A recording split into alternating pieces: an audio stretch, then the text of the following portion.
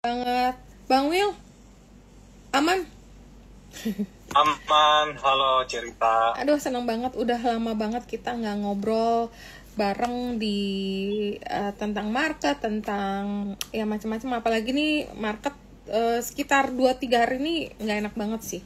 Tapi mungkin aku akan baca dulu sedikit profile ya, karena mungkin banyak temen yang belum tahu kalau Bang Will dan Pak Seba sekarang bergabung di UOB Sekuritas. Dan buat teman-teman yang mau dapat more insight nantinya dari Pak Sebastian dan Pak Willinoy, nanti boleh untuk buka rekening di UOB Sekuritas. Sementara aku intro dulu ya, Pak Seba dan Bang Will ya. Halo, selamat malam semua, apa kabar, dan semoga kita selalu profit selalu, karena penyelenggaraan webinar ini akan memberikan edukasi kepada masyarakat pasar modal dan smart retail, pada khususnya untuk lebih dalam membahas market hari ini. Dan malam ini kita kedatangan Pak Willinoy Sitoros, Head of Research, dan Pak Sebastian Tobing, Head of Institutional Sales Equity dan High Net Worth from UOB Sekuritas. Tapi sebelum kita disclaimer dulu, karena setiap pembahasan saham di sini hanya bersifat referensi atau bahan pertimbangan dan bukan perintah beli atau jual, karena setiap keuntungan dan kerugian itu menjadi tanggung jawab dari pelaku pasar modal.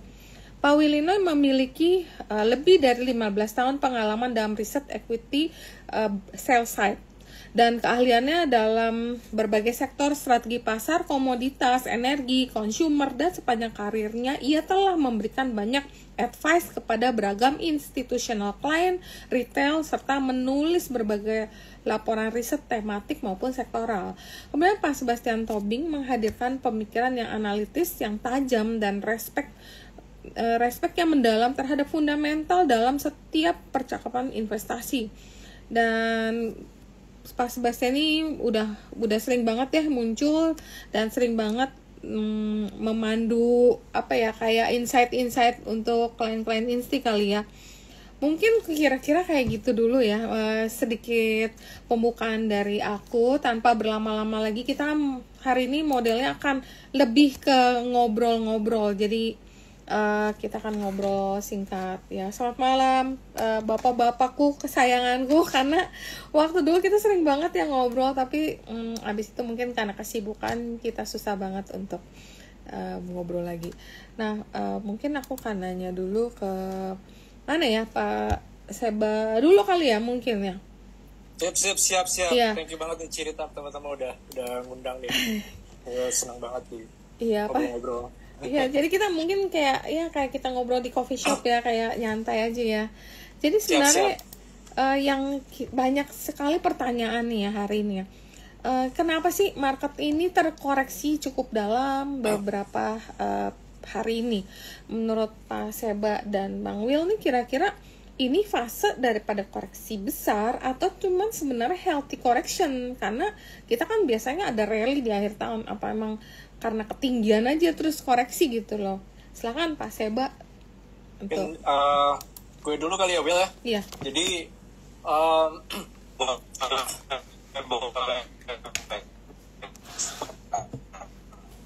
Oke. Soalnya Willy juga kayaknya masih di jalan tuh. Iya. Anyway, ya kalau gue sih ngeliatnya pertama-tama memang kita kan udah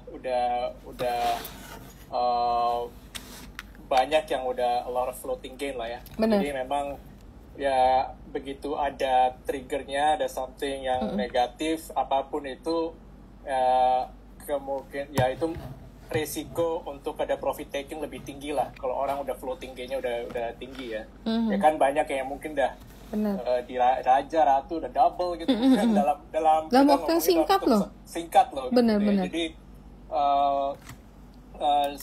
selain itu juga kan mungkin ada yang pakai funding gitu ya, entah margin entah T++ lah gitu ya. Jadi itu juga bikin orang lebih, wah ini secure profit atau secure modal gitu.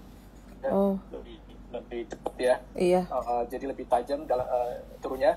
Yang kedua juga ya memang dari sisi ini ya, global tuh kelihatan ada sentimennya tuh sebenarnya udah dalam beberapa hari lah, atau mungkin seminggu ya, itu sebenarnya cenderung untuk risk averse, jadi untuk mengurangi level resiko ya. Jadi kalau ini sebenarnya dimulai di akhir bulan lalu tuh ada company namanya First Brands ya, itu yang file bankruptcy kan, jadi bangkrut dia. Bangkrutnya kayaknya lo agak tiba-tiba gitu ya. Nah ini sebenarnya juga orang mungkin nggak terlalu ngeh gitu ya, nggak terlalu masuk berita Bloomberg segala macam. Tapi begitu yang lebih lagi masuk berita, rupanya kayak ada exposure, misalnya Jefferies Securities itu rupanya Jefferies Investment Bank dia punya pegang berapa ratus juta dolar gitu of ya semacam utangnya dari First Brands ini ya. Jadi kayak untuk balik ke First Brands, jadi First Brands ini ya mereka itu tuh adalah sebuah perusahaan di bidang otomotif di US yang dia tuh emang pengen grow, tumbuh cepet banget, jadi high growth dengan pakai apa? Pakai utang. Ya. Utangnya dari mana? Dari private credit ya. Private credit, jadi bukan dari bank.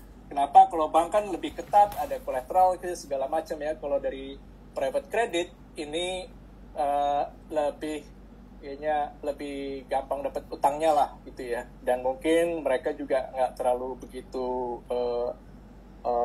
hati-hati untuk kolateralnya ya.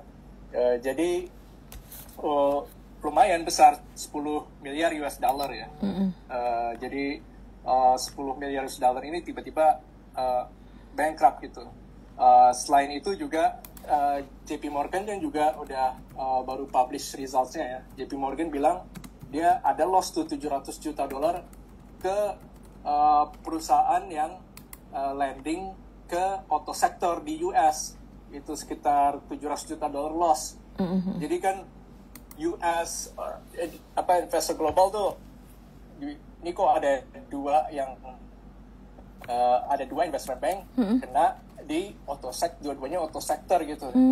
Ini mulai jangan-jangan gede gitu ya. Dan yang orang lebih bingung lagi itu sebenarnya auto sales di US masih growing, nggak kayak di Indo kan ya auto sales sudah turun ya. Tapi di US tuh saya cek barusan September tuh masih grow 5% year on year gitu. Jadi ini kenapa ada growth tapi kenapa malah ada yang bangkrut gitu.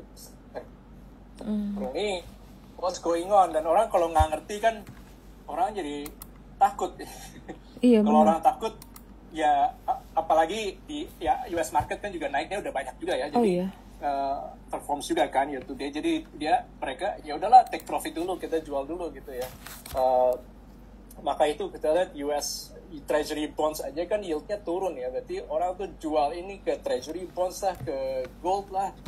Basically itu sedang mengurangi level resiko di portfolio gitu. I think ini juga berakibat ya foreign itu kan ada juga hedge funds kan yang masuk saham-saham Konglo. Iya benar. Tunggu deh. Tuh kan suara ke-mute deh. Suaranya ke-mute, Bas. Sorry. Ke-mute. Nggak kedengeran. Frankly itu di ini aja chatnya di mute chat dulu. Ya, kedengeran. Oke, good. Ya, jadi cenderung untuk take hedge funds, jadi yang luar juga cenderung untuk take profit dari saham-saham Konglo. Jadi ini I think yang penting itu adalah untuk di global itu untuk tenang dulu. Ini indikasi dari mana? Ya kalau kita lihat dari sisi ya paling gampang US market ya. Untuk supaya tenang dulu, baru saya rasa risk appetite secara global, dan itu berarti risk appetite di lokal juga itu akan improve ya. Itu jadi kalau kita bandingin ya, ini kan masalah bankruptcy ya, ini masalah. Jadi ini mereka takut soal credit quality. Kalau kita bandingin dulu tuh di waktu 2023 kan sempat ya ada bank namanya Silicon Valley Bank yang itu juga mendadak tiba-tiba orang nggak nyangka dia default ya, bangkrut ya, masalah likuiditas lah. Masalah likuiditas itu di tahun 2023, dan di situ US Dow Jones sih turunnya itu sekitar kira-kira 5% sih. Ini sekarang udah turun kira-kira 3% ya. Jadi saya rasa mungkin resikonya bisa turun 2% lagi. Mudah-mudahan setelah itu bisa rebound. Terutama kalau nggak ada berita negatif baru ya secara global, itu bisa rebound. Ya mudah-mudahan nggak sampai turun lagi gitu. Kita lihat aja malam ini gimana ya. Tapi menurut saya sih memang dari global tuh harus ada improvement dulu di sentimen resiko ya. Dari lokalnya juga ya kan, nanti kita juga nanti kan tanggal 5 November kan ya pengumuman MSCI ya. November kan hopefully itu di BRMS, dan mudah-mudahan Brand kan juga mudah-mudahan masuk. Jadi nanti capital uang di retail di lokal itu juga bisa recycle gitu. Nanti kan masuk MSCI, keluar dari situ masuk barang-barang lain gitu. Jadi itu akan bantu ya sentimen untuk belinya lah nanti. So I think kalaupun ada nih resiko turunnya, kita lihat aja, kita pantau 2-3 hari ini untuk mulainya dari US dulu ya. Mungkin kalau lihat begini sih berarti kita mesti lihat sentimen malam ini dulu ya, Pak Seba ya. Apakah US akan terjadi koreksi atau enggak? Terus kalau misalnya udah mulai recovery, mungkin kita ada potensi rebound ya? Ya, menurut saya sih begitu. Oke, tapi kalau lihat sekarang sih kayaknya Dow Future-nya masih minus ya. Terus yang aku khawatirin minggu depan itu kelihatannya bisa ada tapless call sih, margin dari retail nih yang kelihatannya kalau kita lihat nih penggunaan margin itu sekarang lebih besar daripada sebelumnya sih. Mungkin itu dengar sih hari ini juga udah ya. Mudah-mudahan udah itu. Makanya kayaknya tadi kan jualannya juga nggak lihat harga gitu. Iya sih. Udah, tapi kayaknya masih bisa perpanjang 1 hari lagi biasanya. Jadi mungkin puncaknya bisa minggu depan, antara Senin atau Selasa. Tapi kalau misalnya rebound, berarti kan dia jual, dia bisa buyback nggak harus jual semua lah. Maksudnya kalau margin yang sesungguhnya itu dia kalau misalnya marketnya rebound dia udah nggak kena margin. Tapi kalau tapless kan tetap dia harus reduce. Nah mungkin kalau rebound itu akan lebih menahan laju indeks sih, gitu. Nah dari Pak Seba ada tambahan nggak kira-kira? Pak Willinoy, Bang Will ada tambahan nggak kira-kira nih marketnya gimana sih koreksinya? Ya, sorry ya, lagi di mobil ini. Iya. So, yang menurut saya sih, karena kan memang market ini drive by sentiment ya. Jadi kalau kita lihat kan saham-saham yang konglo apa segala macam itu rally-nya udah sangat luar biasa ya. Kelihatannya memang sejak Juni-Juli gitu sampai sekarang. Jadi ya wajar aja gitu kalau orang profit taking atau orang raise cash. Apalagi perlu diingat ini kan bentar lagi bulan Desember ya. Jadi mungkin banyak juga yang tadinya punya target, tahun ini gua cuan 20%, 30% udah happy gitu, atau mungkin 15%. Nah itu mungkin udah capek target gitu kan, jadi apa-apa segala macam ya gitu. Jadi I think juga secondly juga memang kalau sebenarnya kan all the relatively bad news ya, misalnya kayak government shutdown dan segala macam, ini news yang memang udah bukan terjadi baru 2 hari ini gitu. Iya benar. Ya. Cuma kan memang tentunya dengan ada reason lebih banyak untuk profit taking ya. Udah mendekati liburan ya udah gitu, mungkin all the bad news itu jadinya lebih ke amplified gitu. Kalau menurut saya sih secara psikologis begitu. Oke. Nah sebenarnya tadi menarik nih Bang Will, November MSCI. Kayaknya kemarin aku sempat join yang kalian punya Zoom ya. Kayaknya ada beberapa nama yang potentially bisa masuk MSCI, which is MSCI itu bisa ya bantulah indeks kita atau market kita. Berarti kan ada potentially foreign flow masuk ya, yang tadi kayak Pak Seba ngomong. Kira-kira nama yang masuk selain BRMS sama Brand itu apakah ada nama lain ya? Pak Seba? Kayaknya untuk sekarang ya, apalagi dengan ya ini kan sahamnya juga udah mulai pada turun ya itu dulu ya jadinya. Tentunya kan ada harapan mungkin apakah di yang lain digas kah, mungkin apakah mungkin impact gitu ya, tapi atau CDIA atau apa, jadi ya mungkin saya rasa sih yang penting sih menurut saya sih ada 1, 2 masuk tuh udah bagus lah. I think 1 tuh orang udah price in lah, orang udah pasti lah ya. Tapi minimum 2 masuk. Yang penting jadi capitalnya tuh uangnya bisa recycle lagi. Bener. Jadi ya kan keluar dari situ masuk yang lain dan jadi ini bisa terus-terusan. Menurut saya sih kalau justru kebanyakan masuk gitu, ntar kan ya kalau kebanyakan tiba-tiba Konglo tuh porsinya langsung mendadak udah jadi sekarang kan kira-kira 20% ya.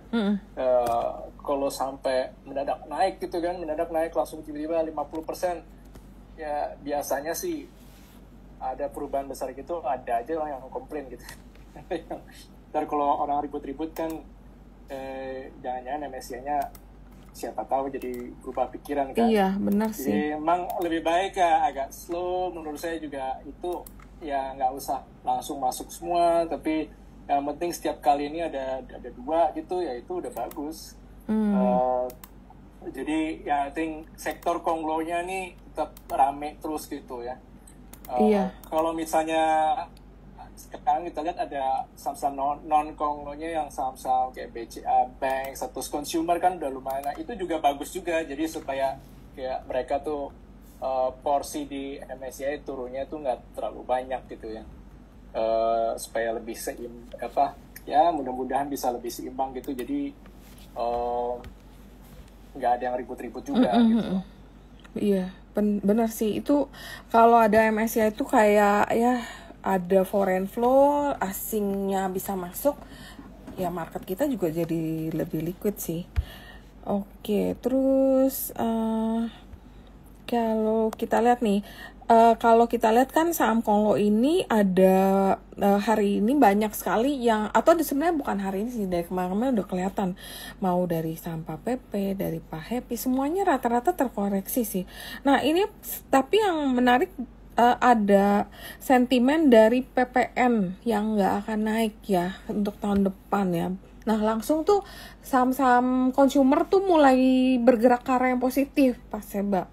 Nah kira-kira apakah ini akan ada shifting dari Konglo stock balik ke LQ45 atau traditional blue chip lah kayak Unilever gitu atau ICBP? Ada view nggak on this? Ya, menurut saya sebagian udah happening ya, yang saham-saham consumer kan minggu ini naik ya. Iya. Itu dan hari ini ya ada saham bank juga ada naik juga. Itu kan karena rotasi juga gitu. Jadi kalau saya rasa retail itu sebagian jual, mungkin lah sebagian kecil lah beli ya, tapi kayak pindah ke consumer, tapi juga banyak yang ya udah cash dulu gitu kan. Iya benar. Karena gimana pun juga saham consumer ya naik ya 20% udah bagus. Slow motion. Iya kan, kalau udah biasa main saham Konglo bener. 50% itu kayak 2 hari bisa 50% loh. Iya, jadi saya rasa kalau retail tuh banyak yang oke, ya udah cash dulu, nunggu kita lihat timing masuk balik ke Konglo gitu ya. Iya. Jadi tapi itu kayak untuk funds yang lebih ke fund managers tuh yang rotasi ke consumer ya. Kan mereka kan juga nggak bisa pegang cash terlalu gede-gede juga ya. Jadi kan ada maksimumnya kan. Kalau reksadana tuh kan maksimum 20% tuh cash juga. Jadi dia ya udah rotasi ke consumers dulu ya, mungkin sebagian ke banks ya. Karena banyak yang udah underweight udah pegangnya dikit banget di situ. Iya. Kebanyakan tuh kayak komoditi. Makanya kayak Telkom juga kan agak turun juga karena sebagian pindah itu dari Telkom juga yang pokoknya semua yang udah perform jual dulu pindah so ke yang udah perform. Selain itu kan juga dari itu sejak Pak Purbaya jadi Menkeu kan jelas pro growth Ya, dan usahanya bukan cuma satu gitu kan, macam-macam ya. Dan dia kayaknya kerjanya juga lumayan lumayan berat lah. Kita hampir setiap hari ada berita kan. Benar. Jadi untuk naikin pertumbuhan ekonomi gitu ya. Jadi itu harusnya sih itu positif. Ya saya nggak tahu ya naiknya tuh kita bisa naik 0,1% kah, 0,3% kah, atau naik 1% tahun depan. Tapi saya yakin kalau pertumbuhan ekonomi harusnya dengan segala macam upaya ini harusnya naik sih. Nah, itu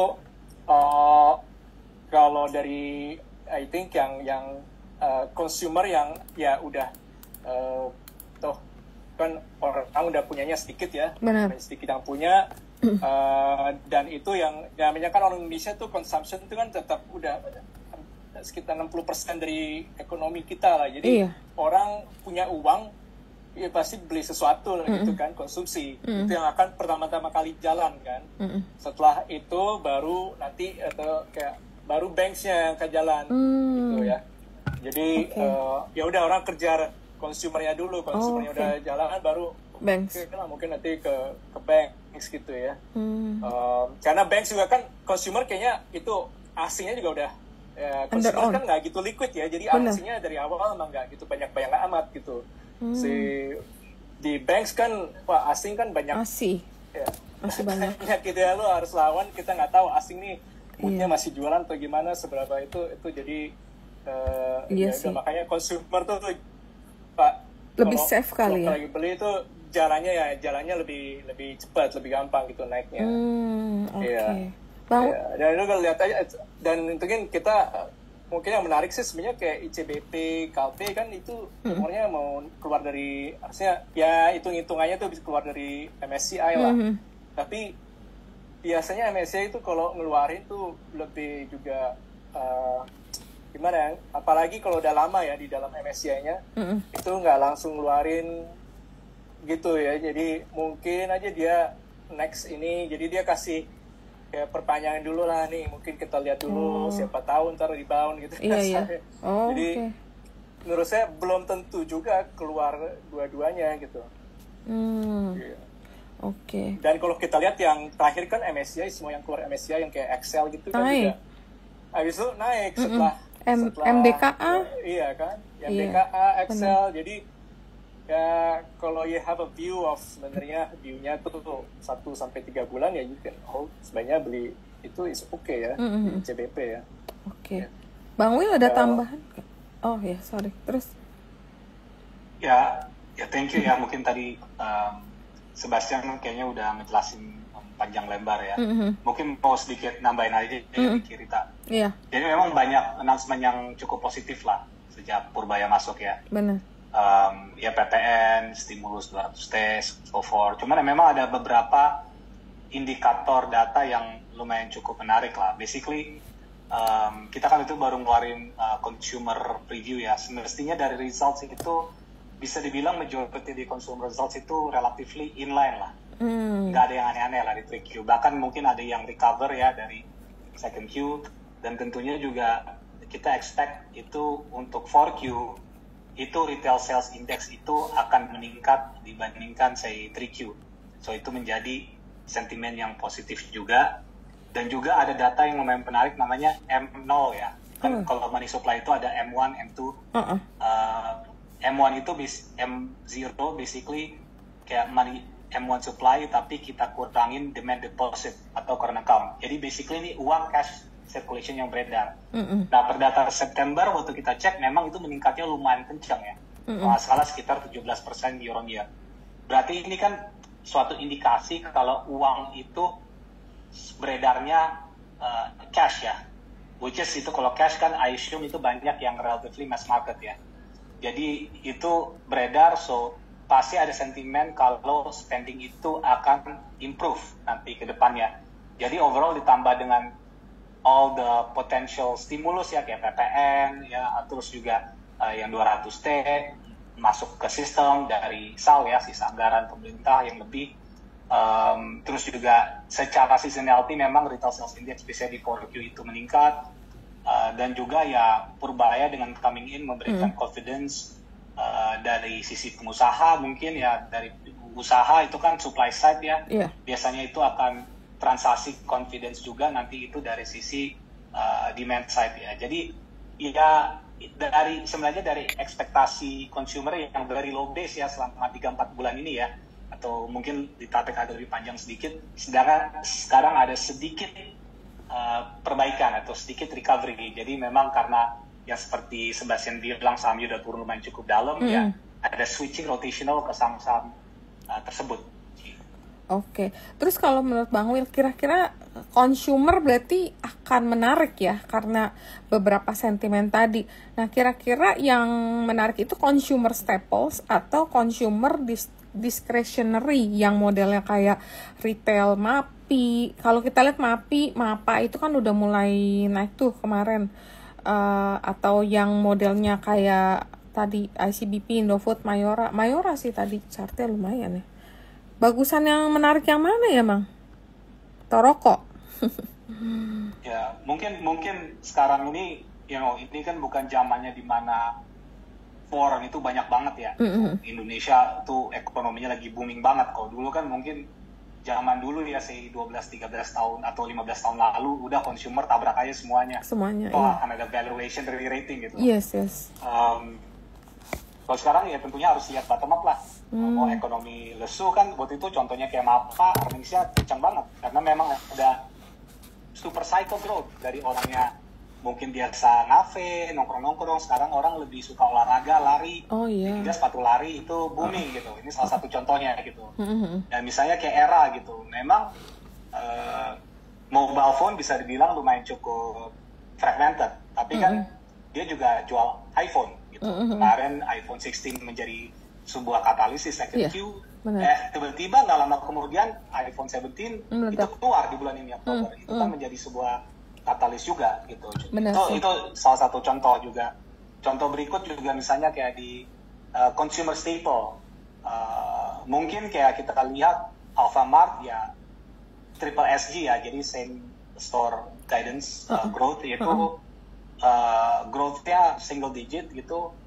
Tapi ya mungkin saham seperti poultry kayak Java itu mungkin ekspektasi hitungan kami mungkin second half earnings-nya akan bagus banget gitu, karena kan cost-nya turun, cost efficiency-nya turun, terus juga cost efficiency-nya semakin bagus, dan juga harga ayam itu meningkat. Nah, kita lihat datanya di September Oktober itu meningkat, dan ini tentunya ada potensi bisa transaksi di second half earnings. Jadi semuanya memang harus kita lihat on a bottom up perspektif ya. Tapi paling nggak dari narasi top down-nya sudah mulai ada pemulihan sih. Saya lihat kayak gitu ya. Cuman this is not like a consumer boom yang akan ada valuation rating yang lumayan cukup gila-gilaan secara overall sektor. Coba kita harus selektif. Kalau kayak misalnya Java, contohnya kan selama ini valuasinya kayak 7 kali PE gitu. Tapi Cepin di 17 kali PE. Cuman kan dulu kan memang Cepin terkenal integrated, tapi kan sekarang secara margin selama 5 kuartal ini lebih stabil Java. Secara ROE bahkan data terakhir lebih bagus Java dibandingkan Cepin. Nah ini masalah track record kan. Kalau ditunjukin bisa stabil dan masih bisa, ya grow-nya nggak terlalu kencang, masih bisa grow, ya mungkin potensinya bisa rating. Itu salah satu contohnya lah, dan masih banyak contoh lain di consumer. Jadi semuanya harus dilihat dari sisi bottom up sih. Oke, berarti kesimpulannya consumer dan banking ini akan mulai menarik ya, tapi kita perlu konfirmasi lagi ya kelihatannya. Nah, mungkin kita akan nanya saham yang lagi heboh, yaitu sektor emas dan komoditi. Nah, di mana Bang Will tuh kemarin nulis Archie DKFT, mungkin salah satu yang mungkin pertama kali yang rekomen ya, yang DKFT dari bawah terus harganya jauh achieve daripada targetnya kamu. Terus Archie juga waktu itu nulis harga masih di bawah dan sekarang harganya udah jauh di atas target, mungkin dari re-rating lagi ya, udah di-upgrade lagi targetnya. Nah, kalau sektor emas dan komoditas gimana view-nya untuk ke depan ini? Ya, mungkin mau Sebastian atau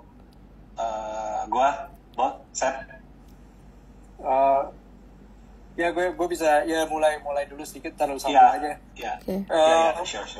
Ya untuk emas sih, gue kalau view-nya nih lebih ke 6 bulan ke depan ya. Yeah. Ya emang ini kan namanya ya udah naik banyak, lo resiko ada some profit taking, it's wajar lah.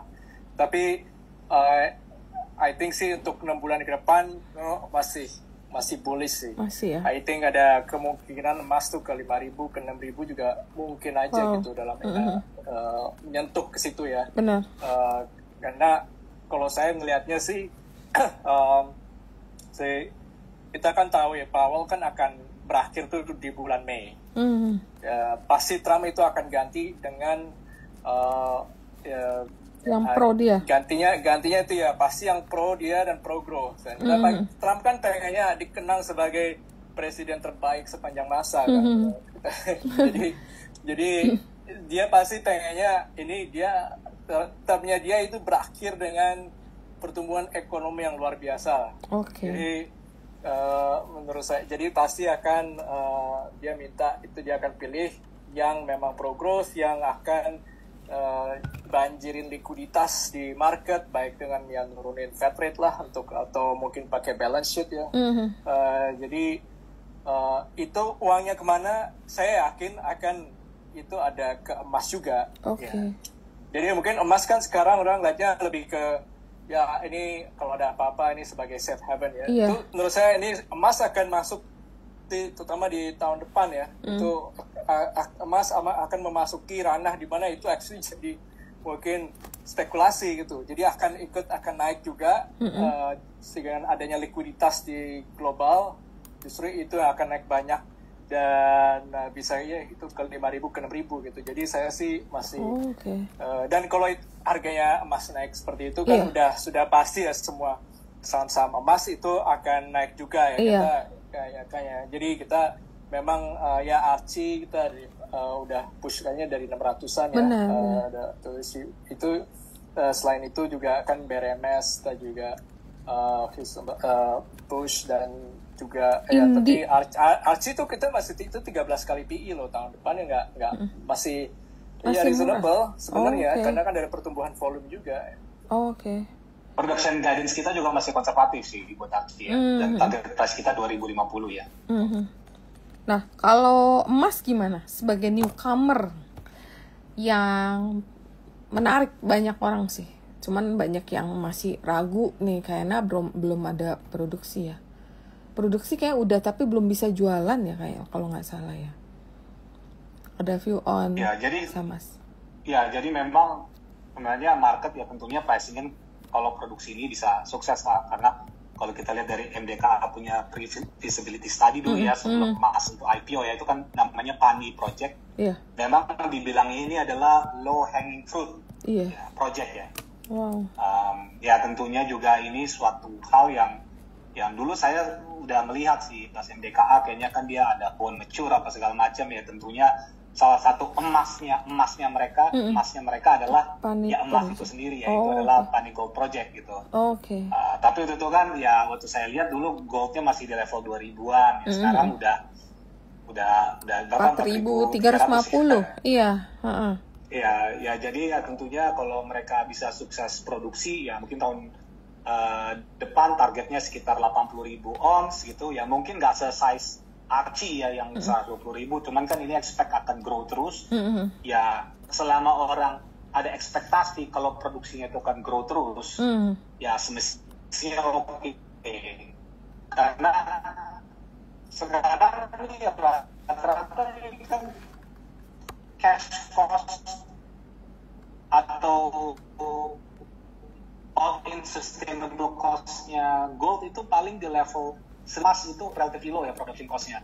Nah, harga ya jadi tentunya juga kalau gold itu tinggi banget, logically kalau di pertambangan.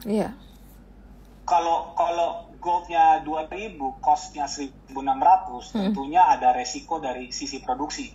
Karena bukan dari sisi eksekusi produksinya, tapi dari sisi economic feasibility, nggak cuan ibaratnya. Cuman kalau gapnya gede banget ya digali aja, mau efisien you still make a lot of money. Gitu. Jadi dari sisi production risk itu berkurang tentunya kalau harga komoditasnya itu naik tinggi benar. sekali ya. Iya. Tapi katanya si emas ini punya yang namanya cash cost-nya dia lebih rendah karena biaya operasionalnya mungkin karena dia bentuk apa sih namanya heap leach ya. Katanya lebih murah ya karena dia nggak perlu ngegali terlalu dalam nih. Apa kayak begitu nih, pas Bang Will? Ya, saya sih bukan apa namanya orang tambang engineer, jadi mau pakai carbon leach, heap leach, apa segala macam, teknologi lebih bagus. Jujur saya nggak tahu detailnya lah. Ya, tentunya juga ini kan targetnya masih panjang banget kan. Yes. Heap leach berapa tahun, habis itu nanti ke carbon in leach, whatever. Jadi ya it's hard to predict. Yang penting sih ekspektasi dari produksi itu meningkat pasti sangatlah tinggi. Kita ngomong ekspektasi. Selama harga emas itu sangatlah tinggi ya. Memang sebenarnya 3.200 saja udah tinggi. Ini harganya 4.300 dan seperti Sebastian tadi bilang bisa ke 5.000 sampai 6.000 gitu. Nanti juga mungkin Jerome Powell di tahun depan Mei itu set down. Potentially pasti kan orangnya Trump pengennya bunga turun gitu ya. Bunga turun ya mungkin ada yang spekulasi, ada yang juga fear ya kan. Jadi ya tentunya banyak uang itu akan parkir ke emas. Perlu diketahui emas itu kalau nggak salah sekitar 4% ya dari global total aset ya, liquid aset. Jadi ya dan supply-nya emas kalau nggak salah tuh dari tahun 2010 sampai tahun 2024 tuh compound pertumbuhan rata-ratanya itu paling cuma 1%. So supply side itu susah meningkat. Jadi kalau demand side-nya meningkat, tentunya di drive by central banks. Ya itu naiknya gampang. Iya. Apalagi karena tadi saya ngomong juga ya, karena orang kayak jadi safe haven terus mungkin meninggalkan USD. Jadi dedolarisasi ya kayak gini ya. Jadi semua central bank itu pada berlomba-lomba beli emas untuk mereka punya cadangannya. Oke, terus dari ada hal yang menarik lah yang belum kita bisa bahas. Contohnya kayak China, dia buying gold itu banyak banget ya. The Shanghai Exchange ya gitu. I don't know gitu kan. It's hard to take a view gitu, tapi kan tentunya narasi atau spekulasi yang dipikirin ya ini bisa menjadi kayak hedge against yuan gitu kan. Ya, jadi gold yuan di-peg sama gold apa kita nggak tahu spekulasi seperti itu. Karena jam waktu 1-2 bulan ini kalau nggak salah itu hitungnya dari volume itu meningkat double ya. Lumayan cukup agresif ya. Jadi you know there's so many things going on. Yang penting sih yang saya lihat gold itu untuk naik lagi dengan kondisi situasi geopolitik dan makro kayak gini sih semestinya lumayan cukup ringan ya. Paling nggak untuk menyentuh level 5.000 ya, please ya. Nah terus jadi kan kalau mas apa dari central bank China kan masih beliin ya, at least dia nampungin lah kalau pas turun ya. So I mean dan memang masuk akal kalau saya jadi Xi Jinping kan ngeliatnya ini pengen diversifikasi nih dari dolar kan. Kan lagi semacam cold war lah ya. Tapi ini kemana, beli apa gitu kan, selain dari dolar mah apa yang bisa dibeli gitu. Kalau beli Bitcoin ya ngapain juga kan, Bitcoin kan pemegang gede-gedenya tuh banyak orang Amerika juga. Bener. Ngapain untungin mereka gitu, sedangkan di Cina itu banyak yang ya households yang you know ibu-ibu di Cina itu ya pegang belinya emas sama kayak di sini gitu. Jadi ya kan ini bikin citizennya orang-orang Cinanya sendiri jadi merasa lebih kaya kan. Jadi mereka juga kalau orang merasa lebih kaya kan spending deh gitu kan, jalan-jalan deh atau apa, ngapain lah beli ini beli itu. Jadi ya itu kan lebih bagus untuk ekonomi domestik juga gitu. Jadi daripada bantuin orang lain yang mendingan bantuin ya ini yang orang negara sendiri merasa lebih kaya kan. Jadi ya beliin aja emas gitu. So I think saya kalau saya dari Xi Jinping emang ya terus aja beliin emas, terutama kalau pas lagi turun ya. Saya nggak tahu kalau dia untuk ngejar-ngejarnya gimana ya, tapi saya yakin kalau turun sih dia tetap akan keep on buying ya. Iya. Berarti under your coverage yang menarik itu Archie, BRMS, Indi, kayak 3 doang yang di cover ya. Itu yang saat ini yang harganya masih laggard, yang belum naik itu, yang masih ada potensi menarik itu yang mana sih? Indie nggak sih? Gimana Will? Tapi Ya, nggak tahu mungkin sih untuk indie kita ya yang kita cover sih sebenarnya BRMS, Archie ya, dan MDKA ya kita cover ya. Oh, ini nggak ada. Oke. Ya. Jadi ya mungkin kita komen aja dari 3 itu yang tentunya kita lihat valuasinya yang masih lumayan cukup murah dan angka dari sisi earnings-nya lumayan masih cukup konservatif. Ya kalau saya sih personally ya suka Archie ya. Walaupun sahamnya udah naik kencang, tentunya juga target price kita kan upside-nya masih tinggi, even sahamnya udah lumayan cukup kencang, dan I think estimasi analis kami juga untuk tahun 2026 production growth-nya bisa dibilang masih relatively cukup konservatif ya pandangan saya ya. Oke. Kalau mungkin tambahin aja kalau dari saham-saham itu ya PRMS kan ya harusnya masuk MSCI yang standar yang November. Setelah itu kalau Archie itu harusnya bisa masuk Van Eck ya di bulan Februari. Seperti BRMS kan dulu waktu masuk Van Eck juga heboh. lumayan flow-nya gede. Iya. Selain kalau emas sih yang menariknya, saya juga harusnya cek itu free float-nya lumayan ya sebenarnya, yang di bawah 5% tuh jadi free float-nya itu 34% ya. Jadi kalau lihat dari free float-nya sih ini dengan harga emas, kalau harga emas tentunya naik terus itu ini bisa kemungkinan mungkin aja jadi calon MSCI gitu. Oh iya sih, kayak tahun depan deh. Ya tahun depan bisa sih.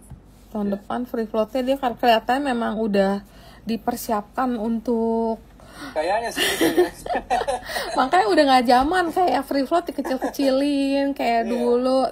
NAP kan banyak yang nggak happy juga, akhirnya nggak dapat barang, terus akhirnya juga terjegal mau masuk MSCI. Jadi sekarang ini kelihatannya udah dipersiapkan. Kayaknya udah rapi sih. Iya.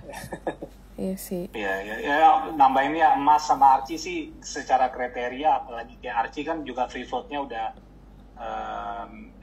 meningkat. Itu kan dulu liquidity market cap-nya sih udah bisa masuk GDX sebelumnya. Cuma itu free float-nya nggak memadai. Kalau sekarang kan udah memadai ya. Jadi semestinya udah tinggal tunggu waktu, mestinya akan masuk indeks tersebut ya, gold index tersebut ya. So, itu kan jadi katalis juga ya. Nah, kalau BRMS ini udah ibarat kayak blue chip-nya emas lah. Udah liquid banget ya. Iya benar. Ya. Ini banyak yang nanya juga nih PSAB. Ada view gak PSAB? PSAB sih belum cek detailnya lagi ya. Cuman kayaknya kan waktu itu mereka jual aset yang dope ya. Itu ke United Tractors ya. Benar. Itu kalau hitungan kami sih yang diambil UT harganya lumayan cukup murah sih. Sisi EV per resource atau EV per reserve-nya ya.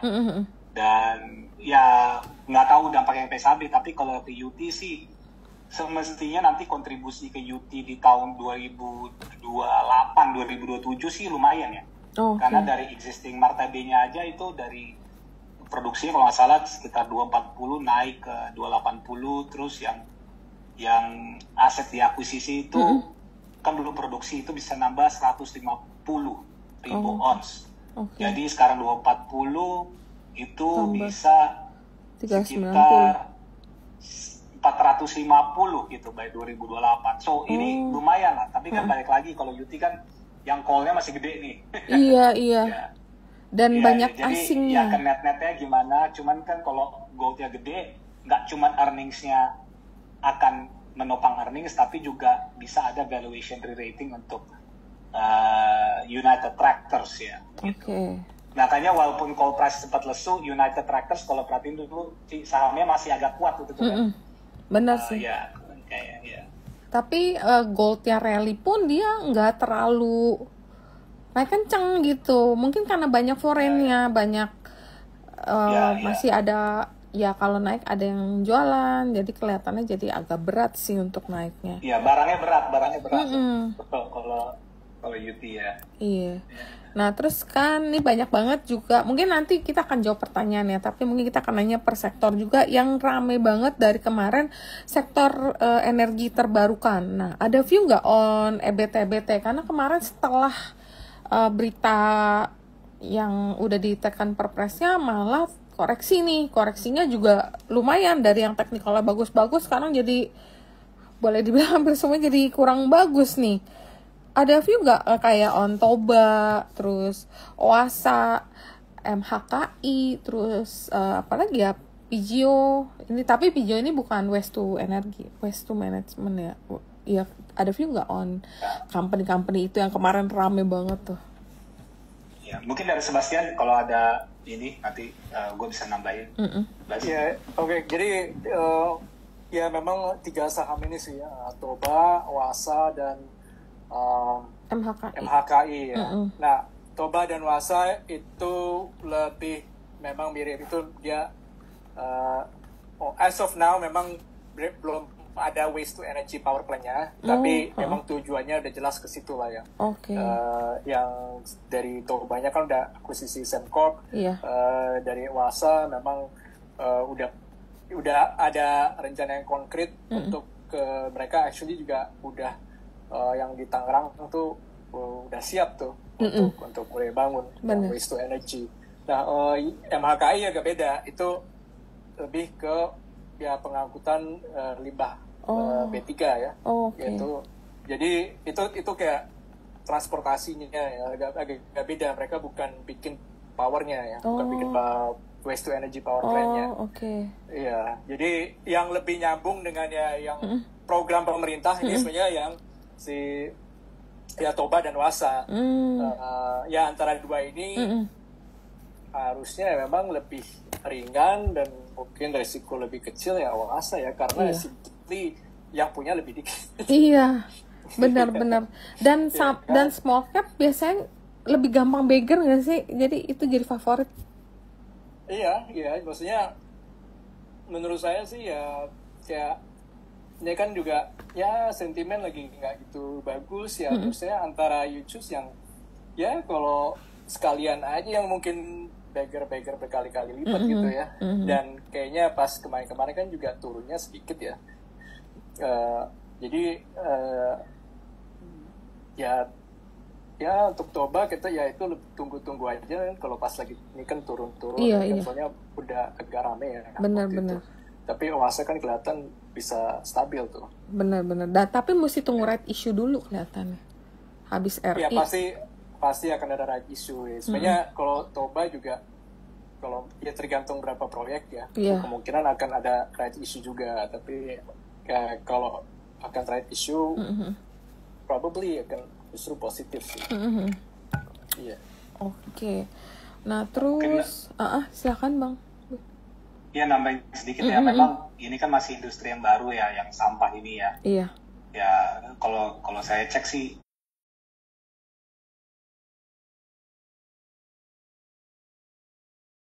sampah itu memang di second Q-nya saya lihat masih loss making ya. Dari Wasa juga masih belum making profit ya. Cuman MHKI itu gross marginnya kalau nggak salah sekitar 55%. Net marginnya itu double digit, gede banget. Jadi itu economicsnya masih beda-beda nih, kan belum kelihatan ya growth-nya apa, karena kan mereka itu ngambil sampahnya dari Jakarta ya. Jakarta kan sampahnya banyak banget, kalau nggak salah tuh ada 8.000 ton ya per hari ya. Dan mereka kan buang sampahnya itu di processing plant-nya mereka itu ada di Bantar Gebang di Bekasi. Jadi kan itu dekat. Ya maksudnya transportnya dekat gitu, sampahnya banyak ke Jakarta, ngantarnya ke Bekasi. Tapi kalau misalnya dia mau ekspansi ke Jawa Timur, ya saya nggak tahu tuh ekonomiknya bagaimana. Karena kan kalau sampah ini unit logistik cost-nya pasti mahal banget, karena value per tonnya tentunya relatif lebih kecil lah daripada saya to the extreme ngangkut gold gitu 1 ton gitu. Jadi ya itu tentunya kita harus lihat economics dari projectnya masing-masing sih. Ya. Oke, menarik. Nah mungkin kita akan coba menjawab pertanyaan nih, sebenarnya banyak banget yang udah nanya. Nah kalau properti gimana? Ada view nggak? Properti mungkin kan potentially akan ada another cut rate ya. Tapi nanti aja lah, banks dulu pasti gerak dulu lah sebelum baru properti sih. Oke, berarti indikator kita akan pantau dulu kira-kira banksnya ini bisa bangkit apa enggak. Kalau misalnya bisa bangkit, mungkin properti baru akan Iya, dan anyway kan banks kan lebih liquid gitu. Jadi kalau misalnya ternyata Konglo udah mau balik lagi, bisa jual cepat balik ke Konglo gampang gitu. Kalau properti you beli 10 miliar aja mungkin belum tentu bisa exit. Iya sih, make sense sih, benar juga sih. Oke, ini ada pertanyaan juga nih, kan sebentar dari Pak Adrianus. Kan sebentar lagi 1 tahun pemerintahan Presiden Prabowo. Kalau dilihat trennya, saham-saham bank, terutama Himbara, kan juga mengalami koreksi sejak pergantian presiden. Nah, kira-kira apakah ada kaitan dengan program-program pemerintah yang dinilai membebani kinerja Himbara sehingga investor termasuk asing merasa ragu dengan fundamental Himbara? Kalau pandangan Pak Seba maupun Pak Willy bagaimana? Apakah ada peluang untuk saham big banks kembali rebound di momen window dressing di akhir tahun ini? Sama sih sebenarnya, cuma dia lebih kayak window dressing nih kira-kira.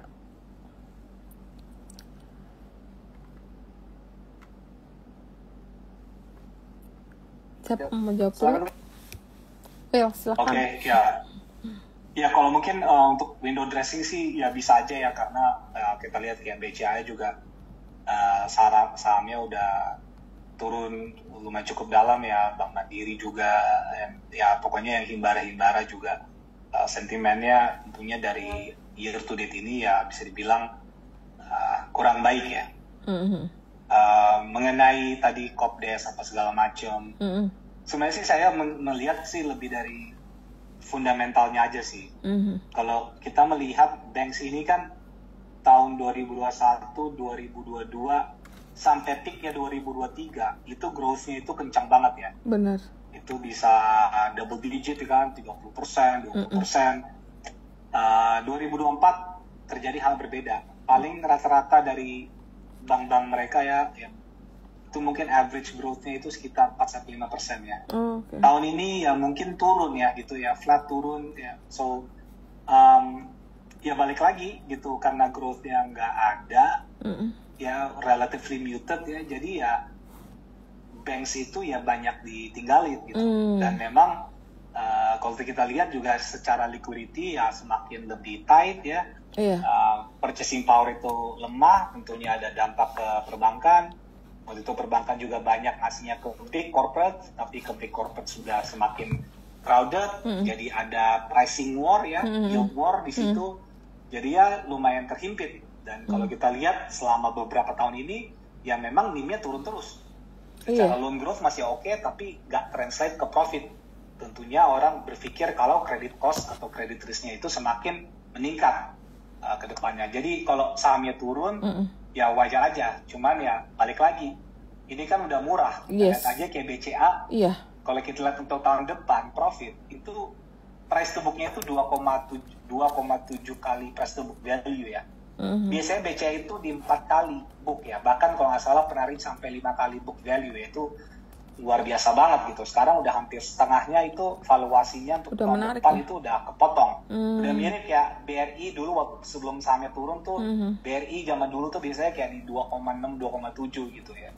Jadi ya valuasi itu menarik, dan sebenarnya banks ini cocok hanya kita nyari recovery atau rebound. Tapi banks ini sebenarnya cocok untuk investor yang berpikir kalau floor-nya itu sudah bottom. Karena kalau kita berpikir, say ini udah bottom secara share price-nya, rata-rata dividend yield-nya mereka itu semuanya ya, excluding BCA masih oke, tapi kayak the likes of Bank Mandiri, Bank Rakyat Indonesia, Bank Negara Indonesia, itu dividend yield-nya jauh di atas government bond yield di saat ini ya. Government bond yield kalau nggak salah di level 6,1%, dividend yield mereka bisa di 8%, di 9% gitu, tinggi banget gitu. Jadi kalau assuming mereka punya flat growth, share price-nya udah nggak turun lagi, at least gue bisa ngambil duit cuan gitu dalam setahun lebih besar dibandingkan bond yield. Kalau syukur-syukur ternyata ekonomi kita bisa bertumbuh tahun depan, akselerasi yang lebih oke, ya kita juga dapat capital gain dari earnings growth appreciation ya. Jadi ya tentunya timingnya ini yang lebih agak tricky memang saya lihat untuk banks. Tapi kalau untuk window dressing bisa-bisa saja. Gitu. Oke. Nah mungkin nih banyak banget nih ya yang nanya di live ya. CBRE bang. CBRE sama tadi ada satu lagi. Oh ada view nggak saham-saham antik-antik kayak gini kenapa rame banget ya di kalangan retail nih kira-kira ya karena mereka nanya ini gimana bang CBRE sama Dada ini banyak yang paling banyak sih CBRE sih. Ada view nggak on CBRE? Nah, Seba ada nggak ya? Kalau gue nggak ada sih kayaknya ya. Tahu deh kalau Mas Seba ada view nggak kalau CBRE? Nah, ada sih, ini kan sih barangnya Happy kan? Happy? Enggak, bukan. Tapi abis itu disangka dulu. makanya turun ya? Enggak, dia tuh bukan.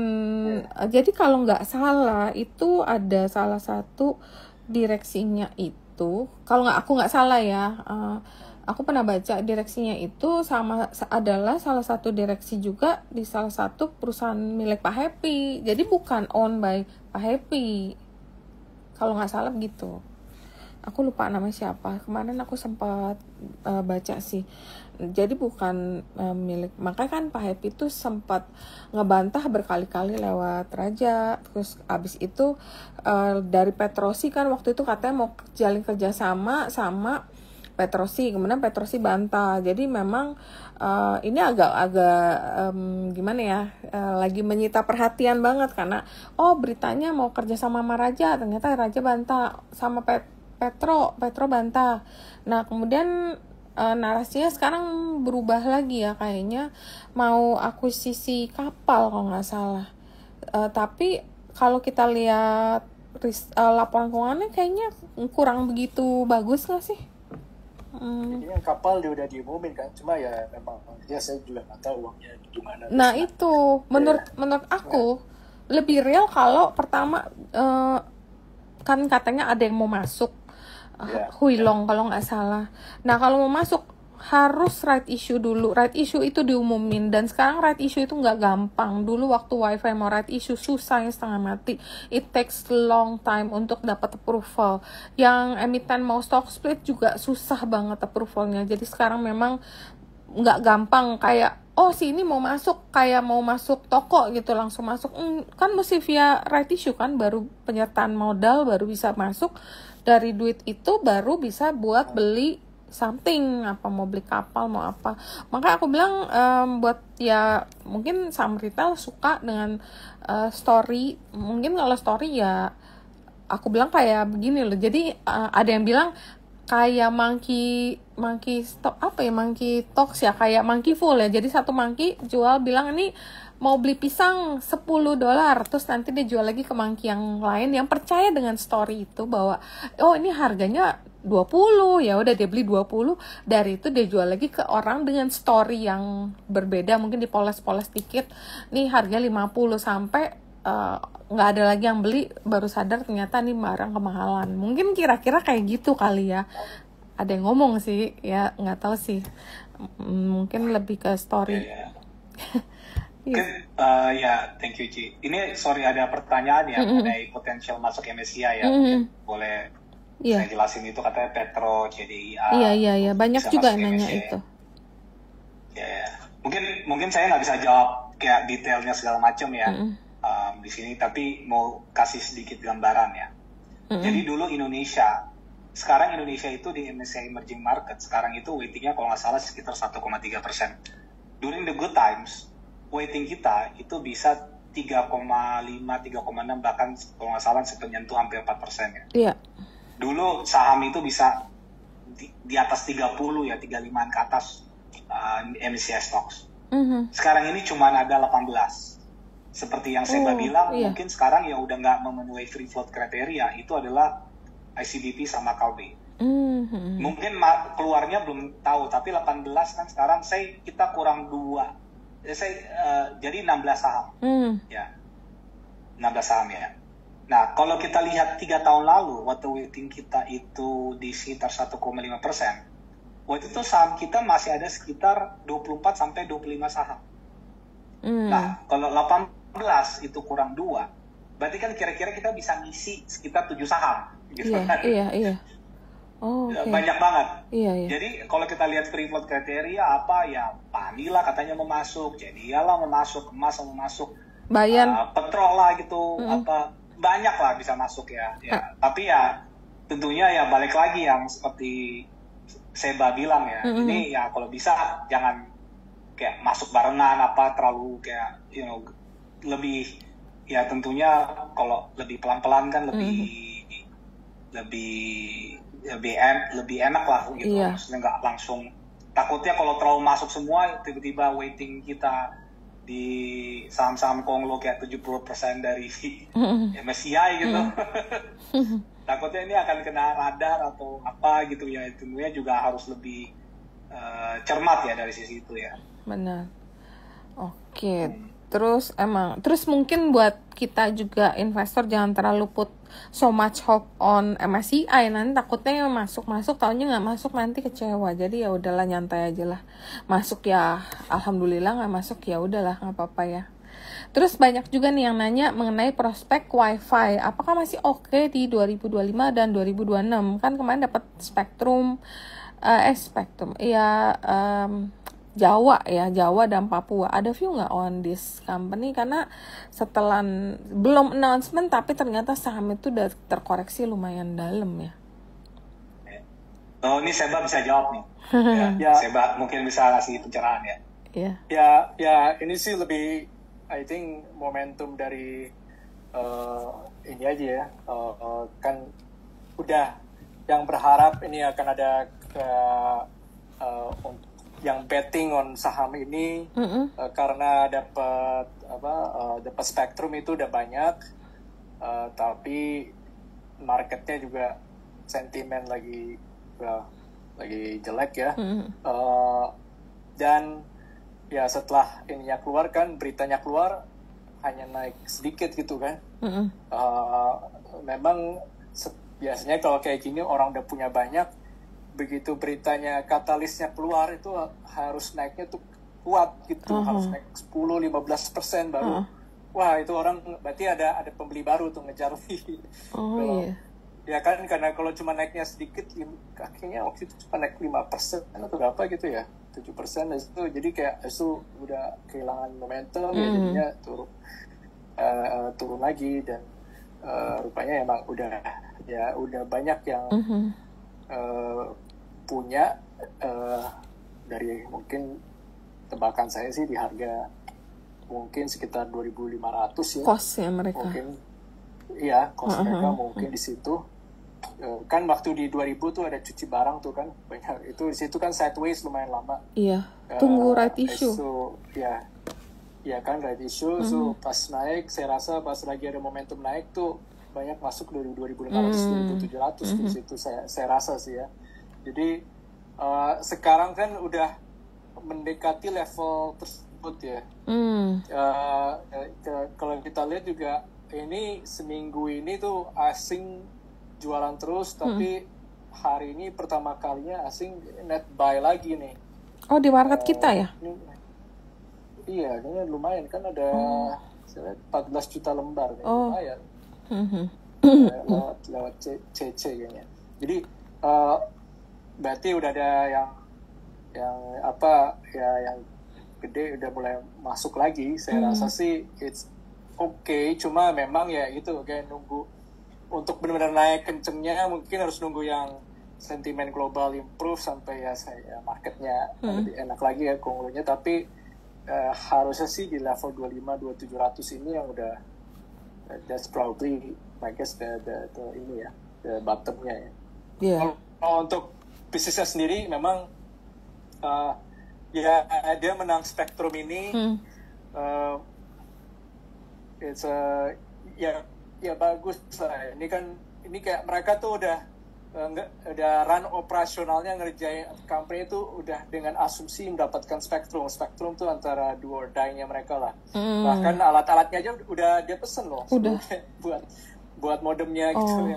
Iya, udah dipesen sebelum dia menang gitu. Jadi mereka kayaknya udah ya yakin kan, berharap banget. Dan memang ya Jawa, Papua itu region yang potensinya paling gede karena dari segi density Jawa kan jelas paling gede. Dan selain itu kan rencananya memang dia kan sepanjang rel kereta. Jadi rel keretanya itu kan dia ada 6.000 kilometeran, hampir 7.000 kilometer lah ya, fiber optic.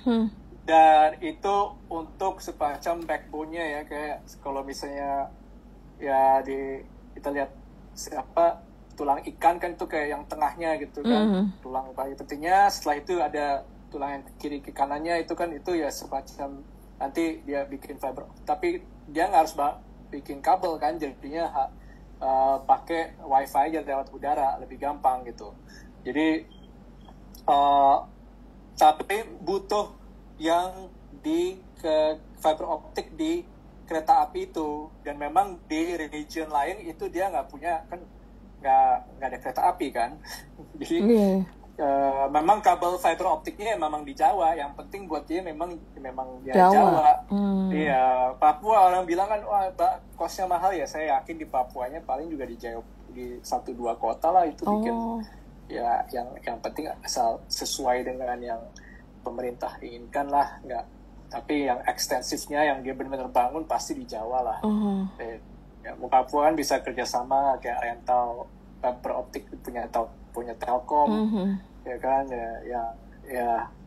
it's a business yang ya memang harus ada, tapi nggak akan dia invest besar-besaran di situ. Di Jawa yang dia akan invest besar-besaran, dan tapi kan ini jadi dia menang spektrum, mulai jadi realita dari mereka nambah ada waktunya, nambah pelanggan signifikan, ada waktu. Jadi secara fundamental memang ya kita mungkin butuh 6 bulan sampai setahun. Kalau secara lihat dari ya price actionnya, kayaknya sih saya rasa di harga segini 2.500-2.700 udah probably the bottomnya ya, berharapnya.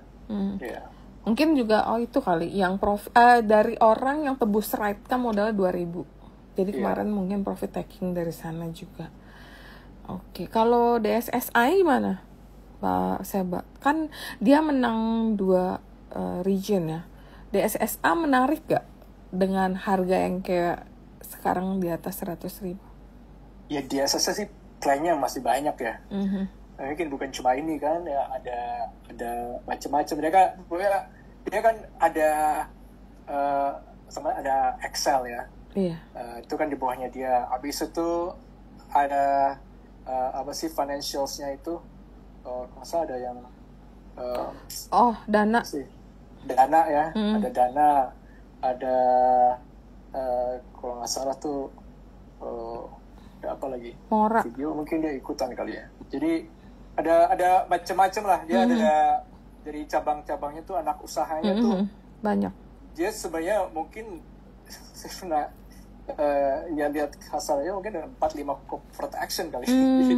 Tapi kayak tahun depan ya. Sih yang penting Konglo story-nya tetap ongoing terus. Selama itu ongoing sih ya desa sih baik-baik aja. Itu kan juga mau stock split kan belum jadi juga kan? Iya, belum. Nah, kalau udah stock split mungkin lebih menarik ya, karena dengan harga 100.000 mahal, beli satu lotnya udah berapa gitu kan?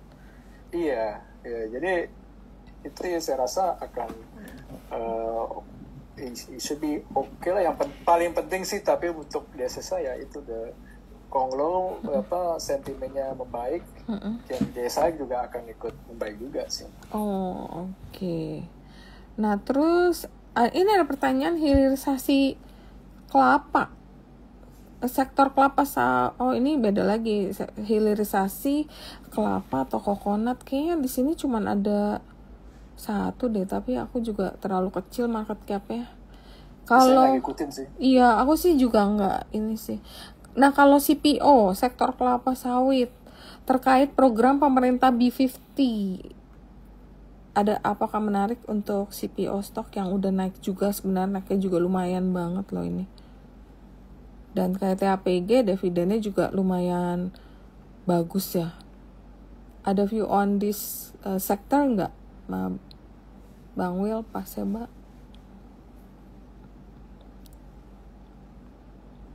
Ya, kalau untuk CPO memang dari biodiesel ini bagus lah. Ini kan program yang memang lumayan dongkrak harga CPO ya. Kita lihat kan ini mulai digaungkan waktu zamannya, kalau nggak salah tuh tahun 2018-2019 kan harga CPO tuh lemes banget ya. Kalau nggak salah di level 2.000 ringgit per ton ya. Banyak yang bleeding ya waktu itu CPO companies ya. Jadi memang ada biodiesel buat ada additional demand. Dan ini tentunya program yang dilanjutkan terus gitu dari P30 ya, P50 ya, tapi ya, dan juga sebenarnya I think kalau CPO naik ini juga it's a mix of banyak hal ya. Jadi memang sejak tahun 2011 ada moratorium untuk CPO ya, jadi kayaknya penanaman itu selama lebih dari 1 dekade itu udah bisa dibilang seret banget ya. So on the supply itu nggak nambah. Terus juga kalau nggak salah kan ada ESG issue ya, permintaan dari Eropa itu turun. Ya sih, terus ditambah lagi cuaca, waktu itu CPO sempat lemes banget. Itu kayaknya lama lah, dari 2015 sampai 2019 itu nggak kemana-mana, bahkan 2019 itu terpuruk banget harga CPO. Sedangkan several commodities yang lain tuh masih dibilang relatively okay secara pergerakan. Jadi ini sebenarnya cycle yang akhirnya ya harus naik memang CPO ya. Karena balik lagi dari sisi supply-nya itu udah seret ya sejak tahun 2011.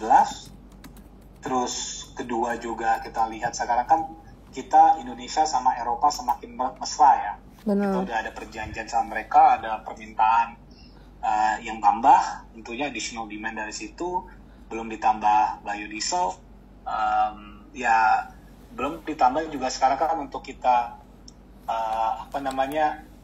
sentimen dari CPO ini semakin marak juga, karena waktu 2020 pas CPO naik itu memang translasi ke ekonomi atau supply itu nggak langsung ya. Karena kalau kita ngelihat waktu COVID kan naik itu harga commodity price ya. Iya, naik banyak.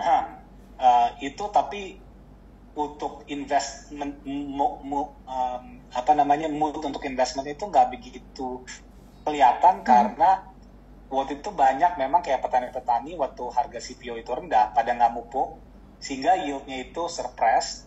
Dan kedua, harga pupuk waktu itu kalau nggak salah naik 2-3 kali lipat. Nah sekarang ini kan udah dari sisi supply-nya udah lebih kondusif ya. Jadi ada beberapa hal harga pupuk itu sudah normalize, sudah turun.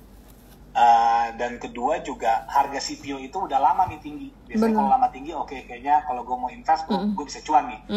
Ketiga juga memang dari sisi bibit yang sekarang ini teknologinya unggul sekali. Jadi dulu biasanya kita butuh 4-5 tahun pas habis itu jadi pasir buah, habis itu produksi. Sekarang kita bisa dipercepat sekitar 1-1,5 tahun. So orang kan semuanya pengen berbondong-bondong masuk ke CPO gitu. Ini paybacknya udah lebih cepat, harga CPO-nya tinggi. Ya itu balik lagi. So sebenarnya kita lihat sekarang saham kayak TAPG, DSNG yang memang profil umurnya di 15 tahun gitu kan. Sebenarnya TAPG, DSNG secara production profile lebih menarik 4 tahun lalu gitu, di saat umur rata-ratanya mungkin masih di level 12 tahun. Tapi kalau sekarang ini mereka di benefit dari ya harga CPO yang naik, ya mereka balance sheet-nya oke, mereka bagi dividen, ya dan masih ada sedikit growth. Cuman ya balik lagi gitu, maksudnya ini kan saham udah naik ya, lumayan ya. Harga-harga CPO ya. Jadi kalau kita mau, kalau udah dari harga bawah ya oke gitu. Cuman kalau kita mau level sekarang ya mungkin harus agak sedikit lebih tactical juga ya. Nggak, kalau dulu kita beli 3 tahun lalu gitu ya oke, beli ya kita merem ini someday akan naik, sahamnya akan multi bagger gitu. Sekarang mungkin harus lebih hati-hati ya. Iya, karena udah tinggi sih. Mungkin yang tertentu aja kali ya. Kemarin tuh yang ramai tuh BWPT sih. BWPT tuh sempat yang heboh banget, walaupun hari ini akhirnya ARB juga ya, mungkin karena terlalu banyak spekulan dari retail yang masuk, kan biasa ya rame heboh kayak FOMO beli. Terus hari ini kayak BWPT yang menurut aku kayak ketinggalan gak sih, atau memang ada yang menarik gak sih dari BWPT ini? Biasa kita suka yang kecil-kecilannya, yang kecil itu lebih gampang ngebegernya sih kayak gitu. Volumenya harusnya naik sih. Yang mana? Ya. Gimana? Volumenya harusnya naik ya. Okay. BWPT itu jadi dia jadi pas dari 3 tahun lalu mereka udah nanam, 3-4 tahun lalu nanam untuk jadi dia di lahannya tuh dia bilang dia bisa tambahin rupanya dari yang kata saya juga lupa persisnya, nggak salah tuh dari 140 pohon per hektar jadi nambah jadi 160 gitu, nambah 20 pohon. Saya juga agak lupa persisnya ya jumlah pohonnya, tapi seperti itulah. Jadi dengan hektar yang sama dan ini dengan bibit yang baru, hanya ya dari 3 tahun tuh udah berbuah gitu. Jadi harusnya kayaknya mulai harusnya dia akan lihat nih tahun depan gitu ya, volumenya tuh masih akan naik gitu ya. Tahun ini juga harusnya volumenya mulai naik, tahun depan tuh akan lebih naik lagi. Jadi selain dari ya harga sawit ya, volumenya juga naik ya. Ya jadi ini jelas ada perbaikan. Jadi kalau ada harga naik, volume naik, pasti kan profit juga naiknya lebih kenceng ya dibandingin yang lain. Dan bagusnya BWPT sih sebenarnya lumayan liquid lah. Iya, benar. Walaupun kecil lumayan liquid lincah, gitu kan. Jadi iya kan namanya CPO kan juga ada naik ada turunnya. Iya. Dan maksud saya CPO itu actually lebih ya, gold tuh di 3 bulan terakhir lebih one directional dibanding CPO gitu. CPO jadi buat trading BWPT lebih enak. Bisa exitnya lebih gampang. Yeah. Oke.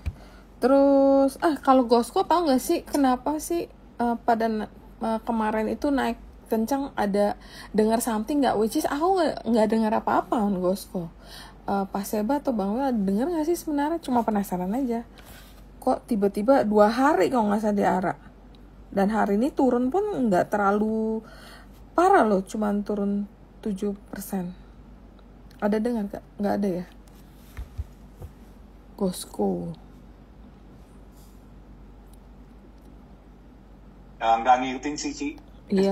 Iya benar, nggak kedengeran. Cuman memang di CPO ini juga ya tentunya harga bagus ya, selalu pasti ada. Ini I don't know gitu, tapi pasti kalau misalnya saham loncat kayak Segro atau apa ya, tentunya pasti selalu ada spekulasi kalau atau apa untuk M&A ya gitu kan. Karena ya kalau kita punya sawit harga lebih bagus. Sekarang kan sawit juga lahannya harganya mahal kan gitu kan. So ada pemain gede mau melakukan akuisisi inorganik ya kenapa enggak gitu. Karena kan juga lahan juga sekarang udah terbatas ya. Apalagi di Sumatera gitu kan. So bisa diambil gitu sawit gitu kan, plus ada PKS-nya juga. Ya menurut saya sih ya pemain CPO kecil ya walaupun enggak benar apa enggak ya pasti paling enggak sentimen spekulasinya selain dari CPO price juga pasti mengarahnya juga bisa ke sana gitu. Oke, menarik. Ya dia bilang emang happy masuk kan, cuma yang nggak tahu dia. Iya, soalnya sekarang gitu dikit-dikit happy masuk, PP masuk, semuanya aja digosipin gitu loh. Ya hashtag yang bagus ya. Iya. Gitu, Iya, mungkin kalau BWPT ada kuasi reorganisasi, benar itu menarik sih. Ya jadi buat mereka mau bayar dividen kan tahun depan. Iya. Oh iya, karena abis kuasi mau dividen kayak modelnya Iya kan, jadi ya. Equity positif udah boleh bayar dividen kan. Oke. Nah, ini kayaknya Pak Arya dari Yobi udah join ya. Pak Arya mau sedikit kasih insight mengenai how to be Yobi client. Jadi nanti mau dengerin Pak Seba sama Bang Will kan sering ada webinar ya buat klien-klien. Nah, boleh banget. Pak Arya. Ini Ci, namanya Pak Arya Himawan bukan ya? Benar nggak? Ya, benar. Benar ya, saya jadi co-host ya. Oke. Ya. Ya, silakan Pak Arya. Pak Arya mau. Iya, thank you, cerita. Jadi nanti emang kita mau bikin emang udah ada sih acara reguler, tapi nanti kita konsepnya kita diskusi terpisah kali ya. Boleh. Sama Om Willy juga. Boleh. Bentuknya akan seperti apa? Gitu. Boleh. Gitu. Oke. Nah, mungkin kita akan masuk ke technical session atau kita mau tanya dulu nih. Kalau nggak, aku tanya dulu deh.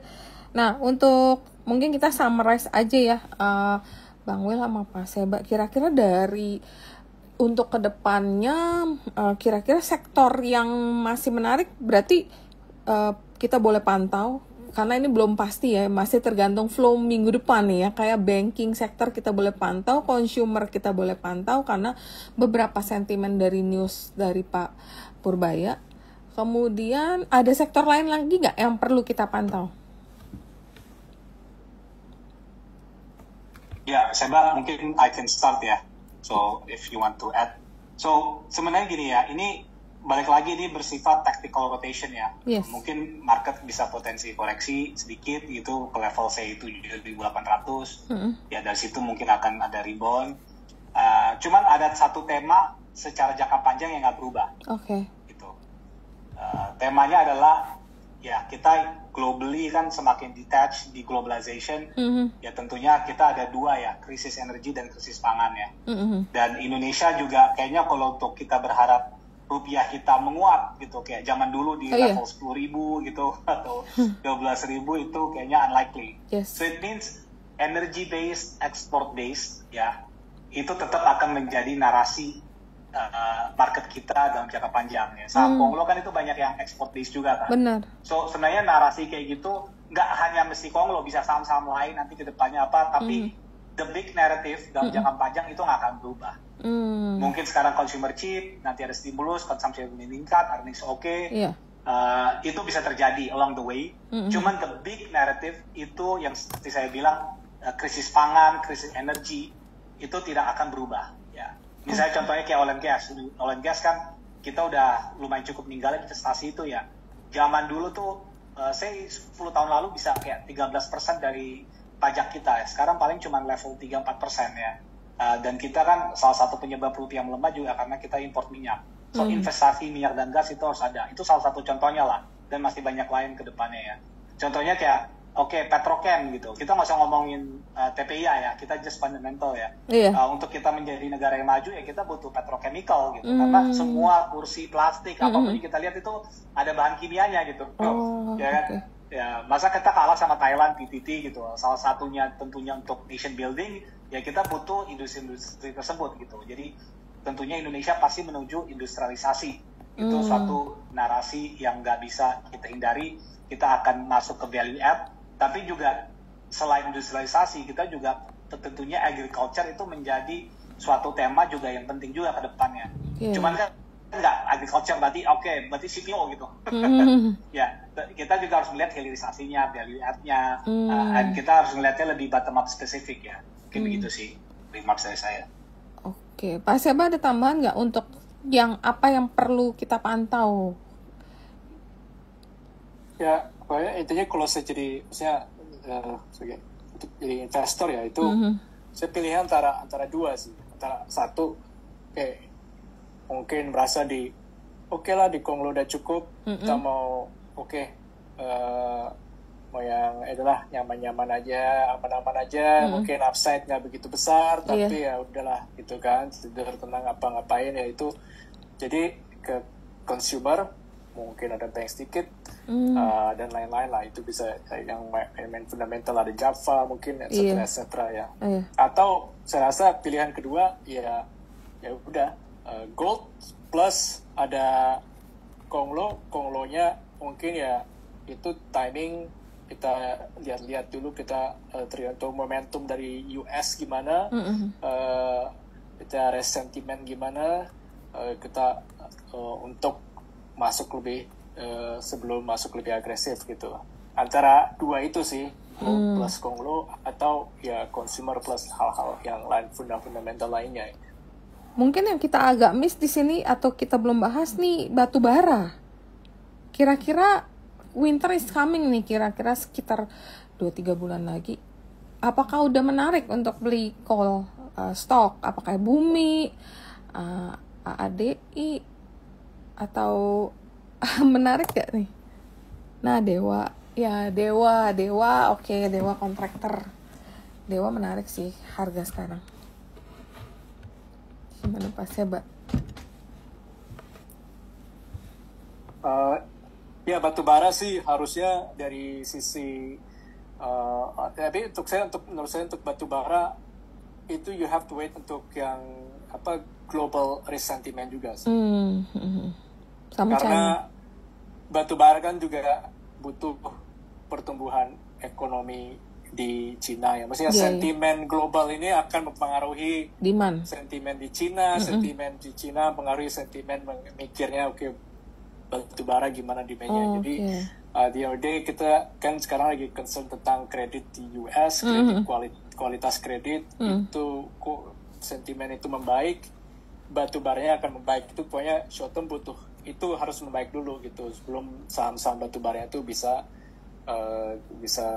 gerak lebih perform ya kalau Oke, jadi memang narasinya agak berbeda sih kali ini kan. Orang kan bilang gold ini nanti kayak batu bara waktu zamannya perang Rusia, nanti juga kempes. Masalahnya kan beda, gold ini it's about demand, it's about de-dollarisasi. Jadi ya beda kasus ya Pak Seba dengan tren de-dollarisasi kan saya yakin akan berlanjut terus sih.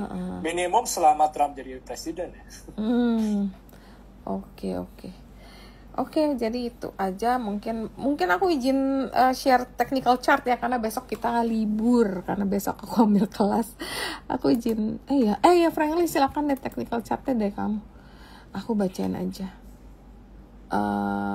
Ini sebenarnya kita prepare tadi sebelum marketnya closing kayaknya sih. Jadi mungkin ada nih disclaimer ya.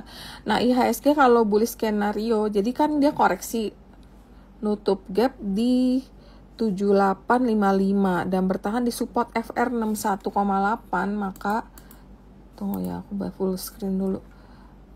Ya.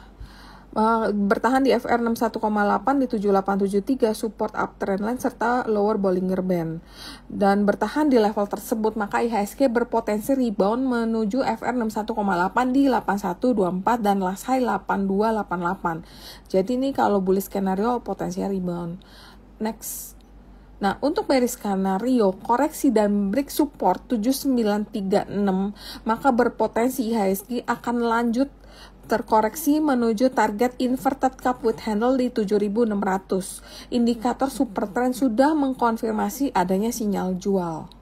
Oke, next.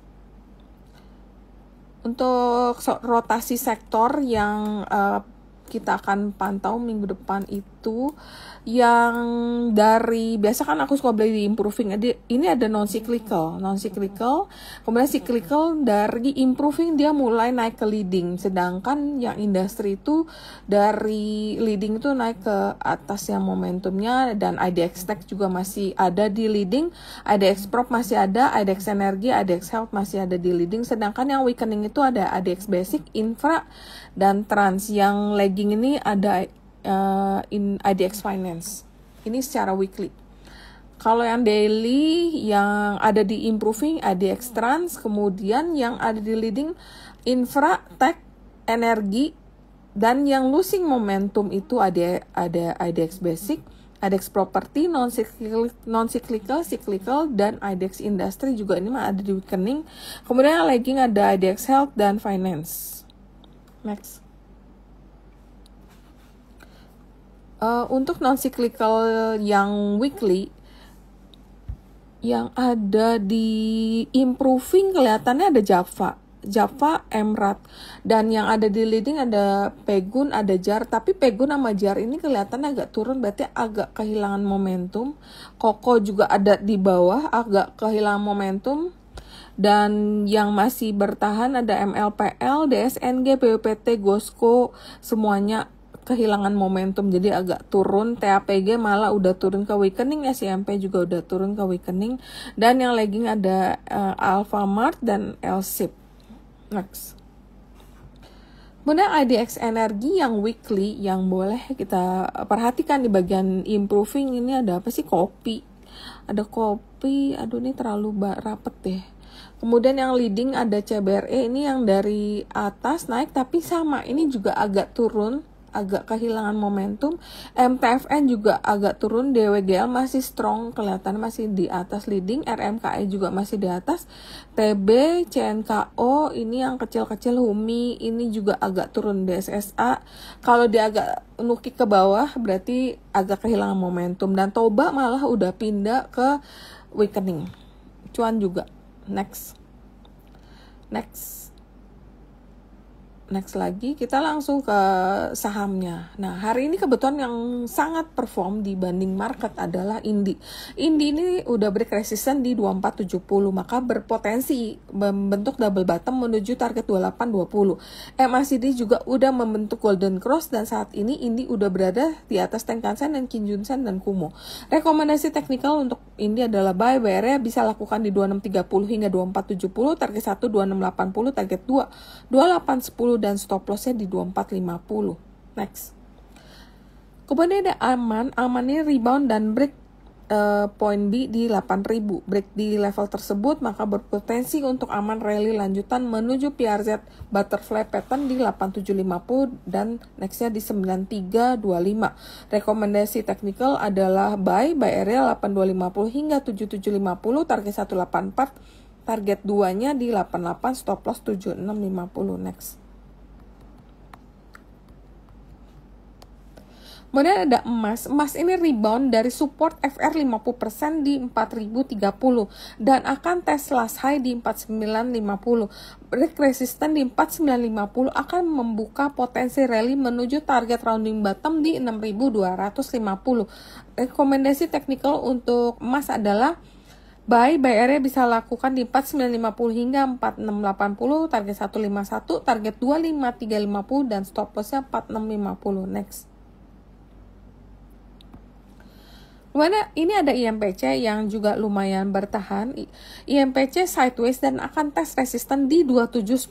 Jika break level tersebut akan membawa IMPC menuju target rectangle pattern di 3470 dan target flag pattern di 6000. Minor Finitrend adalah 8 dari 8. Rekomendasi technical buy area di 2550 hingga 24, target 126, target 22730 dan stop loss 2380.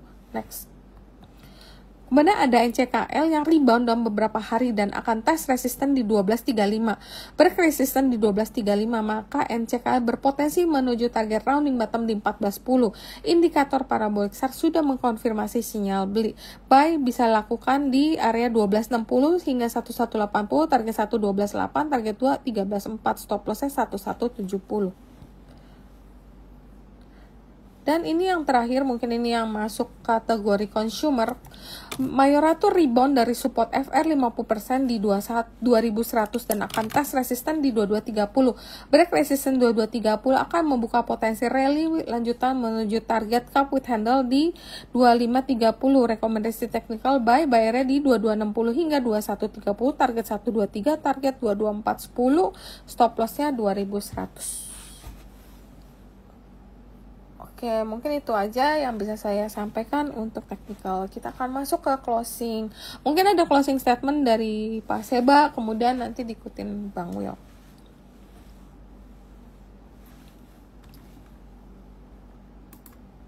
It's okay, Willy aja. Oke, Bang Will. Ya, mungkin closing remarks ya.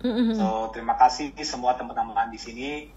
Terima kasih Cerita ya for inviting us, appreciate kita bisa sharing. Benar. Ya tentunya mungkin ya kita lihat market lumayan cukup sedikit volatile ya. Yes. Tentunya yang penting sekarang ini ya kita harus follow dari sisi makro, dari sisi sentimen lebih closely ya. Kita juga tentunya resiko ini setiap orang ini beda-beda ya. Jadi manage your own risk ya kan. Benar. Dan itu yang paling penting sih ya untuk saat ini ya. Dan tentunya balik lagi ya, perhatikan ya switching antara yang Konglo sama Funda gitu ya. So ini mungkin untuk sekarang ini saya lebih saranin more like a trading ya. rather than investasi jangka panjang ya gitu. Itu menurut saya dan lebih pragmatis lah. Maksudnya kalau memang arahnya lagi ke sini ya kita follow arahnya ke sini, ya kita follow gitu. Jangan kayaknya gue percaya ini akan naik gitu jangka panjang gitu. Ya at least itu persepsi saya ya, opini saya ya. Benar. Jadi ya sekarang lebih trading ya, dan balik lagi ya semuanya tahu lah resikonya dan ya manage your own risk ya, itu mungkin dari saya. Oke, thank you. Mungkin banyak banget kita dapat insight hari ini dari Pak Seba dan Bang Will. Lumayan menenangkan. Mudah-mudahan juga bisa menenangkan teman-teman di yang trading ya. Jadi lebih tenang ya. Berarti ya kita lihat lagi minggu depan. Mudah-mudahan dari regional nggak ada kasih bad news lagi, nggak ada kasih bad sentiment. Jadi mudah-mudahan minggu depan udah ada rebound marketnya. Kalaupun ada koreksi, kita boleh pantau beberapa sektor yang tadi udah di-share. Mungkin gitu dulu ya Bang Will. Nanti kita akan ngobrol lagi. Mudah-mudahan kita bisa invite lagi Pak Seba, Bang Will, dan juga pasti teman-teman dari Yobi yang lainnya. Mungkin itu dulu ya. Thank you so much atas waktunya dan insight-nya. Thank you. Have a nice weekend. Yeah, thank you. Bye.